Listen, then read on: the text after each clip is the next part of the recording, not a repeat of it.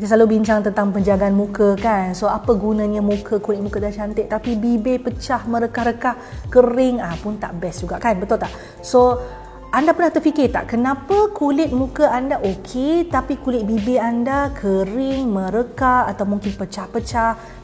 Saya pun pernah mengalaminya dan untuk memulihkannya memang perlukan masa yang agak lama dan memerlukan produk yang tertentu. So dalam video ini kita nak bincangkan tentang penjagaan bibir dan mungkin anda kena faham juga sekali apakah punca yang menyebabkan keadaan begini berlaku dan bagaimana produk-produk sedia ada di pasaran boleh membantu mengatasinya.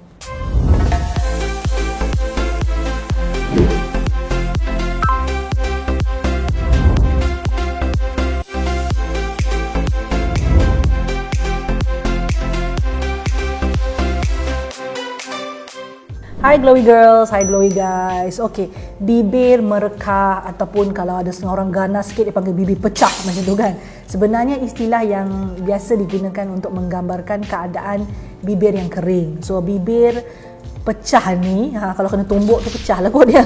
Tapi biasanya boleh juga berlaku, nampak macam pecah-pecah, nampak macam luka-luka. Sebenarnya tak berlaku pada semua orang, hanya kebanyakan orang saja, segelintir saja. Tapi kebanyakan orang mungkin boleh berlaku keadaan bibir yang dipanggil cheilitis, iaitu keadaan bibir yang pecah-pecah, yang agak teruk, yang mana saya tak rasa anda boleh selesaikannya dengan produk-produk yang biasa di pasaran. You got to see doctor for that. But kalau cerita bibir kering, bibir merekah, itu memang boleh jadi. So sebelum kita cerita lebih jauh tentang bibir ni, penjagaan bibir, apa yang kita perlu tahu adalah struktur bibir tak sama seperti kulit yang lainnya. Struktur bibir ataupun kulit pada kawasan bibir ni tak mengandungi kelenjar minyak. Yes, dia tak ada oil gland dan dia lebih tipis daripada kulit muka dan kulit badan secara umumnya, dan juga satu lagi tak ada liang pori-pori. Jadi tak adalah kelembapan ataupun sebum yang boleh sampai pada bibir. Kena faham tu. Okey jugalah kan, Tuhan tak jadikan macam tu. Kalau tak, semua benda kita rasa berminyak je bibir tu. Bibir ni kalau dia kering dan merekah, biasanya mesti ada punca-punca dan penyebabnya. Nombor satu, memang ada individu yang cenderung mengalami kulit kering termasuk kawasan bibir dia. Punca kedua adalah biasanya cuaca ataupun environment, suhu yang terlampau sejuk, terlampau dingin juga boleh menyebabkan bibir jadi merekah dan kering. Dan satu lagi saya rasa ni kalau terasa lah iaitu kebiasaan menjilat bibir. Yes, ada orang dia akan jilat bibir dia, jadi air liur daripada lidah itu memang boleh mengeringkan lagi kelembapan bibir. Jangan ingat kita jilat bibir kita macam lembab, tapi sebenarnya dia menyebabkan keadaan lebih kering. Pengambilan ubat-ubatan tertentu pun boleh menyebabkan ataupun meningkatkan risiko bibir yang kering. Contohnya ubat-ubatan yang dipakai pada kulit tapi agak kuat, contoh vitamin A, retinoid. Sometimes people dia diprescribekan dengan retin A atau differin, Ini bukan OTC, ini adalah doktor bagi, jadi kesan dia adalah bibir tu jadi kering. Boleh juga orang yang perlu melalui kemoterapi itu, so ubat-ubat yang diambil semasa proses kemoterapi itu juga boleh menyebabkan bibir kering. Pendedahan kepada sinar matahari, itu pun jadi satu sebab dan punca juga bibir boleh jadi kering, terutama di kalangan mereka yang dah matang, dah emas, warga emas dah usia dia, bertambah usia dia. Dan juga kalau seseorang tu tubuh dia secara umumnya mengalami keadaan kekurangan zat makanan, ataupun kita panggil kurang nutrien lah, ataupun juga dehidrasi ataupun kekurangan air dalam badan. Jadi itu boleh juga memberi kesan ataupun tanda-tanda dia, gejala dia adalah bibir yang kering. Tapi kalau ini berlaku, you have to see doctor Jadi macam mana nak rawat ataupun cegah bibir yang kering? So sebab dia kering, lawan kering adalah lembab. So kita kena lembabkanlah bibir tu supaya dia tidak mengalami kekeringan. So what you can do, amalan yang baik dan memang diketahui umum tapi ramai orang malas nak buat sahaja, iaitu memakai lip balm. Lip balm. Yes. Lip balm ni dia mengandungi bahan yang bersifat oklusif lah.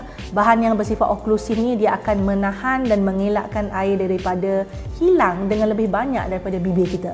So kita bukan pakai semasa bibir kering saja. Sebelum bibir itu alami kekeringan ataupun kita panggil nak cegah bibir kering, kita boleh pakai lip balm. Minum air pun membantu, sebab tadi saya sebut dehidrasi, kekurangan air dalam badan, menunjukkan gejalanya dalam keadaan dalam bentuk bibir yang kering. So minumlah air. Dan juga pakailah pelembap di rumah. Ini kita panggil humidifier dia. Dan cuba elakkan keadaan yang mana cuaca terlampau sejuk. Sebab keadaan sejuk ni sebenarnya dia boleh jadi sejuk dan kering. So that is the reason why some of us, not only skin, the lip pun boleh mengalami kekeringan.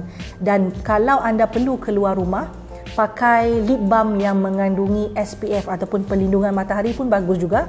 Sebabnya dia boleh menyebabkan kulit tu menahan kelembapan, at the same time melindungi daripada sinar UV yang boleh mengeringkan bibir.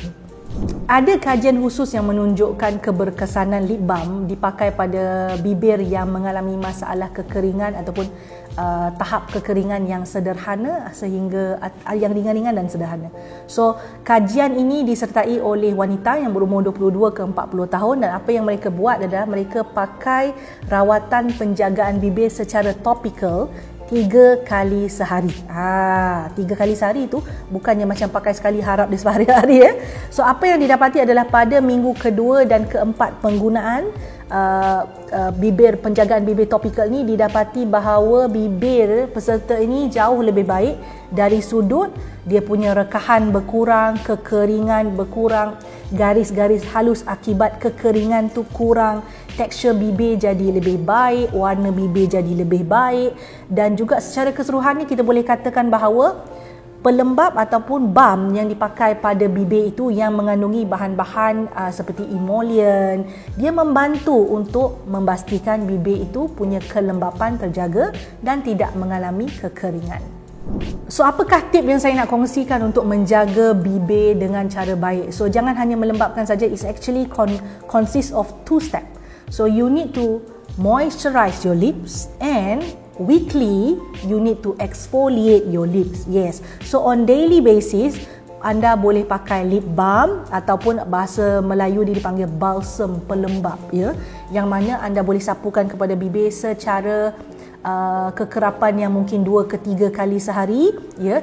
Dan diulang-ulanglah proses ni diulang. Kalau nak pakai lipstick pun pakai lip balm dulu. Sebelum tidur pakai lip balm dulu.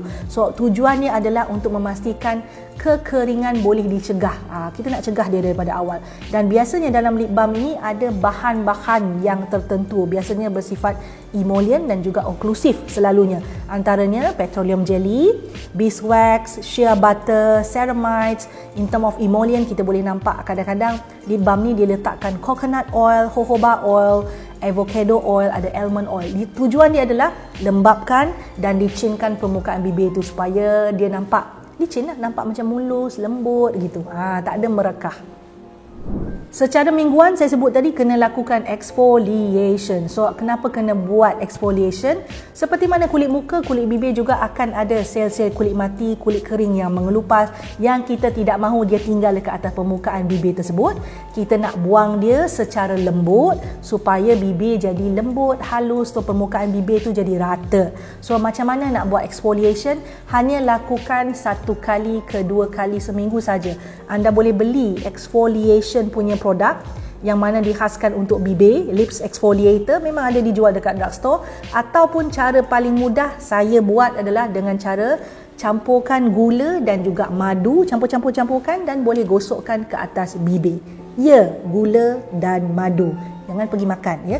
Jangan buat dalam kuantiti yang terlalu banyak. Buat sikit sahaja dan anda boleh simpan dalam peti ais untuk guna 2 ke 3 kali lagi, tapi don't do it too much. Actually kan, nak bagi tahu rahsia, saya juga guna teknik itu untuk scrubkan saya punya tapak kaki, lutut dan siku. Memang halus jadi dia.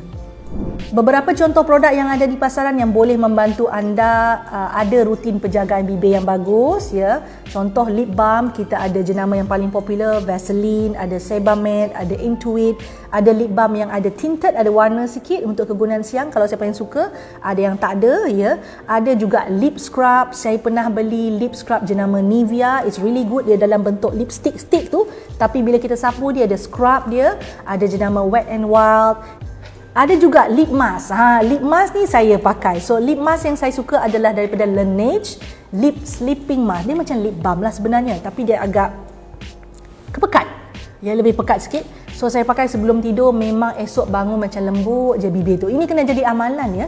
Dia bukan pakai sekali terus lembut. I think it's also basically disebabkan saya mengamalkan scrub bibir seminggu 2 kali begitu. So it helps ya. Dan juga ada lip serum. Lip serum biasanya mengandungi bahan aktif yang sedikit berbeza. So it helps to heal and rawat bibir yang ada masalah. So kita ada PCA Skin Hyaluronic Acid Lip Booster. Ada juga Blister Conditioning Lip Serum. Yang biasanya kalau nak pakai, ya biasanya kalau kita keadaan yang mana lip balm tu mungkin tak berapa nak berkesan dah, then you can use lip serum. All in all, I would like to highlight this ya. Kita tak jaga bibir hanya apabila bibir tu mengalami masalah. Kerana itulah masalah ramai orang. Dia bila bibir tu alami masalah baru dia nak start jaga. Bukan macam tu. So, kalau kita nak elak bibir kering, memang kita kena jangan tunggu bibir tu kering. So, amalkan 2 benda tadi, pakai lip balm dan juga weekly exfoliate for your lips, itu sangat membantu. Dan satu lagi, kalau anda pengguna lipstick seperti saya, pengguna lip matte, kan macam-macam produk yang mewarnakan bibir sekarang ni, bila anda bersihkan bibir anda, bersihkan dengan sempurna supaya tidak ada saki-baki produk itu tertinggal dekat bibir yang boleh merosakkan tekstur bibir. Satu lagi, ini berkaitan dengan alahan.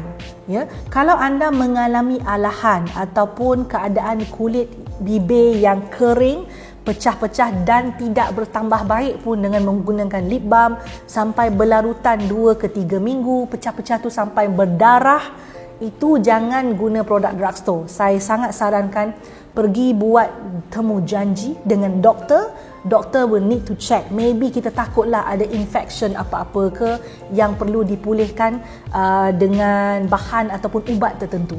So you don't use lip balm in that case. Kena pergi jumpa dengan doktor. So that's it tentang penjagaan bibir. I hope it's useful. Bagi tahu saya apa lagi penjagaan ataupun tip-tip yang anda nak daripada Glowy, we'll share with you. Tuliskan di ruang komen. Bye-bye. Suka video yang saya selalu kongsikan?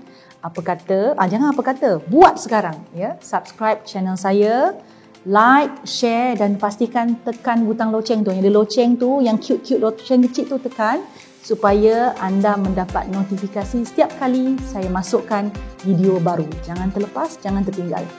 Buat sekarang.